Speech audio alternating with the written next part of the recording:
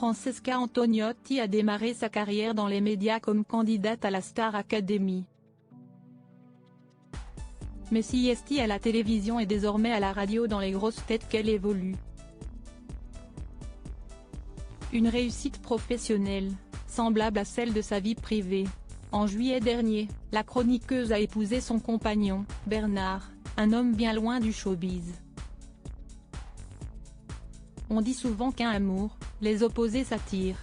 Cet adage colle parfaitement à l'histoire que vit Francesca Antoniotti et son désormais mari, Bernard Orsini. La chroniqueuse occasionnelle de Touche pas à mon poste, révélée dans la Star Academy en 2004, a épousé l'homme de sa vie le 15 juillet dernier en Corse. Un moment hors du temps dont ils ont évidemment partagé des extraits sur les réseaux sociaux, profitant de ces occasions pour se déclarer à nouveau leur flamme. Mais ce n'est visiblement pas dans le cadre professionnel que Francesca Antoniotti, désormais pensionnaire des grosses têtes de Laurent Ruquier, et Bernard se sont rencontrés. En effet, monsieur n'évolue pas du tout dans le milieu de la télévision ou des médias. L'homme d'affaires est à la tête d'une chaîne de centres orthopédiques portant son nom, spécialisée dans la fabrication d'appareillages orthopédiques sur mesure, qu'il a fait développer en Corse, à Cannes, à Monaco et à Paris.